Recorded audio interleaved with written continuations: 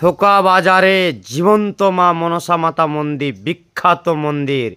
এই মন্দিরে মাকে দেখাবো। ভক্তরা দেখুন, সোনামা বসে আছে। দেখুন, মায়ের আরতি চলছে। তোমরা আরতি শ্রবণ করুন, মায়ের কৃপা লাভ করুন, বাড়িতে বসে মায়ের জপ করুন। দেখুন, সোনামা বসে আছে। মা সবাইয়ের মঙ্গল করবে।